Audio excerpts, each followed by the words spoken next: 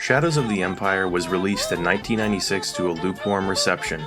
I guess I have an affinity for lukewarm games since my name is in the word lukewarm. Shadows of the Empire wasn't only a game, it was a multimedia franchise Lucasfilm was using to crank excitement levels up to sell more action figures. As a result, there's not only a game, but a comic book series, a soundtrack, and an original novella by Ayn Rand. I grabbed the PC version from GOG. As luck would have it, the game supports 1440p resolution natively. However, this does make the cutscenes and UI very small, so unless you have a pair of those tiny binoculars you use to watch an opera from the nosebleeds, I'd recommend taking the resolution down a couple of notches.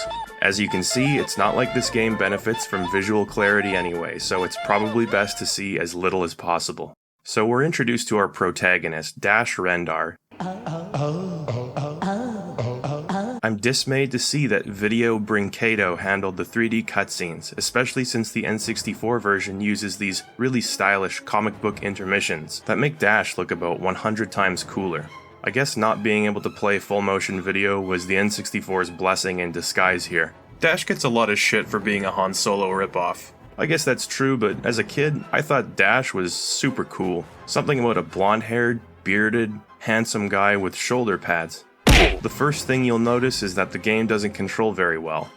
I tried to get my controller working, but it was hopeless. I tried using the mouse and keyboard, but there's some kind of fun-proofing applied in the form of mouse acceleration at work here, so keyboard it is. At this point, I'm basically getting the emulator experience. Even though this game got a mixed reception, everybody agrees that this first level is pretty great. Getting to fly around blasting AT-STs and probe droids while avoiding enemy fire is just a good time. You can even trip AT-ATs with a tow cable. I can't imagine how novel this would have been back in 1996. Nothing wrong with X-Wing vs TIE Fighter, but moving around this physical 3D space is a great way to show what the N64 could do, which is essentially the sole reason this game was even developed. After about 10 or so minutes the level ends, and I hope you enjoyed it, because after consulting with the experts, I've come to the conclusion that this is the objective fun peak of the entire game. Level 2 is a less exciting but more accurate representation of the game. You're walking around on foot in a third-person view. Well, if you're feeling sadistic, you can try the first-person view or whatever this is supposed to be, but the third-person view is the lesser of all evils here. I thought I could give the mouse control a try again, but after messing with it for a few minutes, I kneel, I go full keyboard and never look back. If you've ever played unmodded Doom or Wolfenstein, you're familiar with how this game controls. Moving the mouse left or right turns your character's body, which is correct, but moving it up or down physically moves your character forward or backward, which is suicide in the game's many platforming sections. Generally speaking, this game plays like a standard shooter. You move forward through the level, shooting bad guys, collecting power-ups and challenge points, hitting switches to open doors, rinse and repeat. You see the Millennium Falcon taking off in the main hangar at one point, which is a cool addition. I like the idea that Dash was wandering around in the base during this scene of the movie.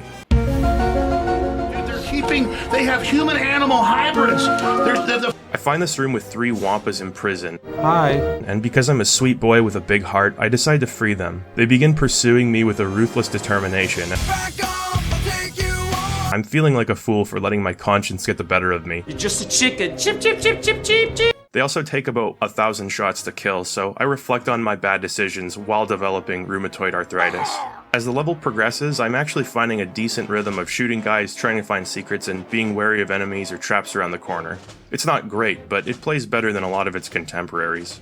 The enemies at this point are just troopers and turrets, but at least there's no more Wampa. That's me. As mentioned, the game includes some platforming, and it's awful. There's nothing overly complex or sadistic about the level design itself, but the character control makes me very upset. George is getting upset. It's always hard to explain bad controls, but bear with me. In Shadows of the Empire, every jump is a commitment. Have you ever played the original Castlevania? It's like that, but the frustration is amplified because you're in a 3D space. You have no say in where Dash ends up, and more often than not, he doesn't even jump in a direction that makes sense. If there's even the slightest slope or piece of geometry beneath Dash, it single-handedly influences where he ends up. Not only that, but Dash accelerates very quickly, and the gravity is very low. Of course, this is all a consequence of trying to figure out early 3D physics, but they needn't have looked any further than Dark Forces. In fact, Shadows is based on the Dark Forces engine, so I'm not sure how they messed this up so badly. So after some more dicey platforming, you reach the area boss. It's an ATST, which is definitely more of a threat now that I'm on foot. And the boss music is giving me anxiety. Luckily, I saved my Seeker ammo, not to mention the area is littered with it. I shred most of his health bar before he domes me, and I plink away at his feet. Kinda curious how the ATST got in here in the first place. Was he disassembled and then rebuilt just to cause some light mischief in the base? So there's nothing left to do but find your way over to Dash's ship, the Outrider, which bears a striking resemblance to the ship of another wisecracking mercenary. The next level is just the turret section. It controls like ass, but I guess variety is the spice of life. Your goal is to shoot a set number of TIE fighters and TIE bombers while blasting red asteroids for bonus points. Oh yeah, I guess this is a good time to mention that in each level there are a set number of these bonus points. Some are pretty easy to find, others are hidden or placed somewhere dangerous. You're given extra lives at the end of a level based on how many you find, so to spin this in a vaguely positive manner, they add an element of risk and reward to the game. They promise extra lives if you're intrepid enough to brave some optional platforming. So anyway, this level seems like filler added to the game so they could write 10 levels on the back of the box. The whole thing just makes me wish you could control the Outrider the same way you could control the Snowspeeder. But it's over quick and we're given another title crawl, which is starting to cheapen the significance of the title crawl. We're introduced to Prince Shizor, the main villain in Shadows. He would have been pretty effective back in 1996 before the franchise introduced 6,000 antagonists who all try to out-evil each other. Shizor leads the Black Sun crime syndicate. Supposedly, he's one of the most influential figures in the entire galaxy because he's got Jabba the Hutt on a leash and he's been cozying up to Palpatine. Shizor has secretly ordered Luke Skywalker dead, believing Palpatine will let him take Vader's place if this happens. This seems like a bit of a cockamamie plan. Why would an analytical, business-minded crime lord make this massive assumption that Palpatine would be willing to give him Vader's seat at the Sunday brunch table? And how is he keeping the assassination order a secret? Maybe I should read the book, especially since I actually bought it back in the day. Dash and Lebo track IG-88 to the Ord Mantell junkyard. I actually like this setup a lot. IG-88 was one of the coolest characters from the movies, but he didn't get much screen time. This toxic junkyard also makes for a unique setting, something that we haven't seen in the movies. Now this is a train level, and I love a good train level. This isn't a good train level. Not because of the level design, which I would say is actually some of the best in the game, but because of how this game handles moving platforms. See, in a good game, you'll inherit the velocity of a moving platform when you jump, meaning your movement is relative to the platform and not absolute. Shadows of the Empire either fails to do this or compensates so poorly that it might as well have failed to do this. Those early 3D physics, man, they'll get you every time. Control frustrations aside, Ord Mantell is one of the game's better levels. Obviously, it's entirely linear, you're on a train, but there's a nice variety of obstacles and challenges. I know the fog is here because of technical limitations, but it does add a nice sense of atmosphere and sells the fact that you're in a literal dump. That, along with all these stretched photo textures and low poly models, puts me in one of those moods that only early 3D games can. Like there's something eerie or strange about the whole thing, but you can't really put your finger on why. I like all the grinding of the machinery as you drive by, and again, the soundtrack is great. There are these guys with spears that just kind of stand there and die. Well, no shit, who gave them spears? You can't escape me! I'll chase you to the ends of the earth! At the end of the level, you get to fight IG-88. I remember this giving me nightmares as a kid. The sound effects he makes are just creepy, and the arena is so full of obstacles that sometimes you can't even see him until he's right in front of you. I've never been so intimidated by IG-88. Julpa is mine to capture, not yours to destroy. The room is full of special ammo and bonus points, but what should be incredibly simple jumps are just so frustrating that I don't bother with them. I'm playing on normal, but I can see this fight being a huge pain in the ass on hard or Jedi difficulty. If you get close enough to use the flamethrower, IG just melts you with his pulse cannon. So you've got to keep your distance and take pot shots at him, maybe land some seeker shots if you're lucky. Also, auto-aim doesn't work on bosses in this game, so you can't just sneak around stealth archering him. Ow! Without too much trouble, he goes down, and I want to reiterate, I am playing on normal. I'm under no illusions that I'm getting the raw Shadows of the Empire experience. I just want to make it through this unscathed. So for some reason, IG-88 reveals Boba Fett's location in painstaking detail. I see no risk in informing you that I have tracked my esteemed competitor to the Jar system. The Imperial Moon of Gal, which marks our next destination. Dash hides the ship in Smuggler's Gorge and it's off to the races. This mission is more like the Hoth base than anything else in that it's on foot and lets you do a marginal amount of exploration. Unfortunately, Gal is chock full of slopes, winding turns, and bottomless pits. If you want to play right, you've got to move forward an inch at a time, letting auto-aim take care of the enemies that are off screen. I'm not sure what the opposite of a blast is, but I'm currently having it. There's a cave opening that you're supposed to jump to, but I'm really nervous about falling off the cliff. Yeah, that cliff edge about 8 feet away from Dash. The jumping is that unpredictable. There goes my hero. Watch him as he goes. Moving forward, I find a Wampa in blackface, but he doesn't seem too interested in me. Everybody betrayed me. I fed up with this world. Against my better judgment, I decide to grab some bonus stuff on this very precarious cliff. And though it is anxiety-inducing, it's nice to finally find a use for that top-down view. You can get a sense for what's below you, and if nothing else, it makes it easier to see what direction forward is. I find this base hidden in the side of a cliff. I take the elevator up and... Oh! Shadows of the Empire is full of unavoidable damage. No matter how skilled or cautious you are, you just have to take one on the chin once in a while. Now, I'm of the mind that if you're playing a shooter, you should be able to avoid damage. I'm not saying it should be easy, but just accepting damage feels totally unfair. That's why there are so many health packs and lives being given out at this point. They're like ammunition, necessary resources. It's like the developers are saying, sorry for placing 3 stormtroopers behind this wall you didn't notice. Here's some apology health. It doesn't ruin the game, at least no more than anything else does, but it is a pet peeve of mine.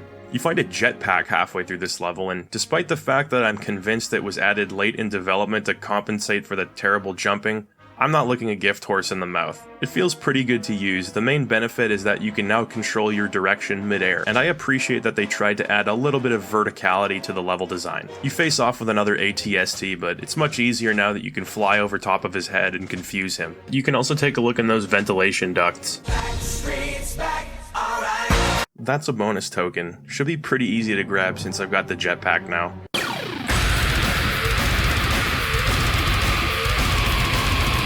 We finally get to confront Boba Fett. In spite of the lack of auto-aim, Boba's first phase... Wait, Boba? Do I really know him so well I can just write Boba in the script? Anyway, Dr. Boba Fett Esquire's first phase is pretty simple. You just follow each other around, popping him in the face when you can. It's when he hops into Slave 1 that things really start heating up.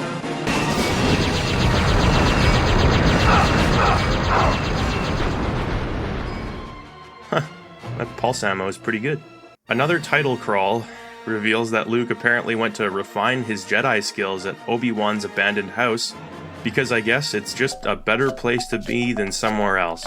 You know, a friend recently pointed out to me how every single piece of Star Wars media insists on using Tatooine as a primary location, but it's like one of the least interesting settings in the Star Wars universe. It's desert. At this point, I'm expecting another on-foot mission, but the game has other plans.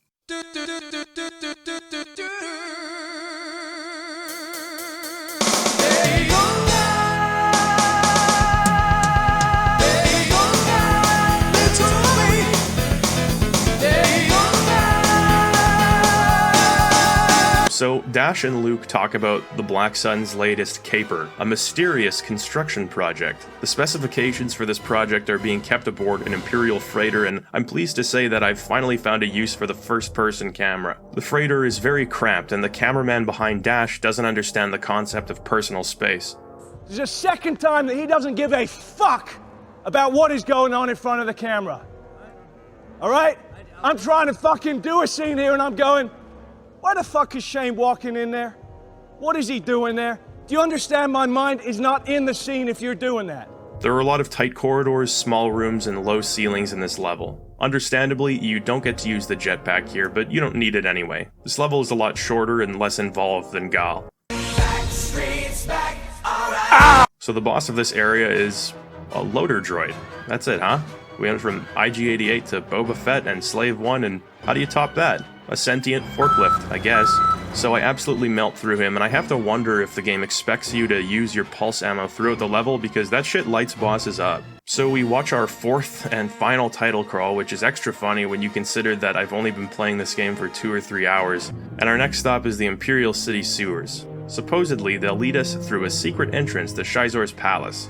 Thankfully, you can use the jetpack here, so a lot of the hazardous platforming in this level can be avoided altogether. When I get to the underwater section, I remember why I found this level so scary as a kid. There are Dianogas everywhere, and they make some spooky noises. Because there's no spatial audio, you can never tell where the sound is coming from. You just know there's a Dianoga somewhere nearby. This level actually makes decent use of the jetpack, letting you fly around underwater as well as giving you some more open rooms to mess around in. There are a decent amount of secrets tucked away as well as some key items you need to find to progress. I think this is the closest Shadows of the Empire comes to having a good level, because it almost feels like Dark Forces with a jetpack, which is really all this game should have been. The boss of this level is a giant Dianoga, which sounds a lot scarier than it ends up being. It occurs to me at this point that the reason so many of these bosses are easy is probably because I grew up with 3D action games. When this came out, it was probably really novel to be flying around in a 3D space like this with no restriction, unless you played Descent, which does all of that, came out 2 years prior and is twice as fun. With the Dianoga dead, it's on to the penultimate level, which is Shizor's Palace. There's a brooding atmosphere throughout this level, and the music is great. I never beat this area as a kid. It kicked my ass over and over again. There are a lot of really high damaging enemy types and multi-level areas. If you were playing on hard here, you'd probably need to use every tool at your disposal. I, however, will not be doing that, except for here, where I accidentally use all of my disruptor ammo. A hologram of Shizor confronts Dash at the end of the level, and we're forced to fight the final boss, a gladiator droid, which is neither as cool as IG-88 nor as terrible as the loader droid. It's got 3 phases. It's beyond useless in phase 1, it just stands there and lets you tickle its feet with your laser. The next 2 phases get progressively harder as the droid floats through the air and turns the floor below into a maze. You gotta manage your jetpack fuel, wander through the maze, finding power-ups, all while keeping tabs on the boss and only popping up for a shot when you can. Are all things I would be saying if I didn't just murder him with pulse ammo. Shizor's secret project is the setting for the final level. It's called the Skyhook, and what is happening? I'm just getting obliterated here. I just want to tell you both good luck. We're all counting on you.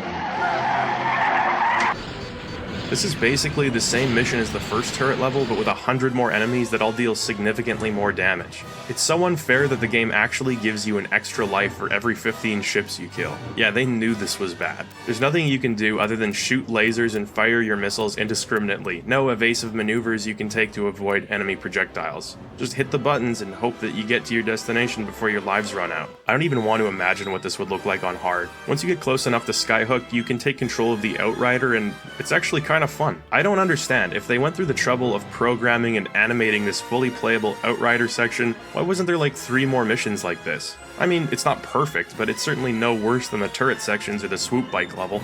Missed opportunities aside, the objective now is to destroy the 4 turrets surrounding the Skyhook and then fly into the center to blow up the core. You don't really have to worry about enemy fire here, and the Outrider controls just fine. It's a suitably okay last level for an okay game. With the Skyhook destroyed, Shizor's plan is foiled. Enzo and Dot assume Dash is dead, but Dash lives on except for in our hearts and memories where he was promptly forgotten. So, is Shadows of the Empire good? Well, No.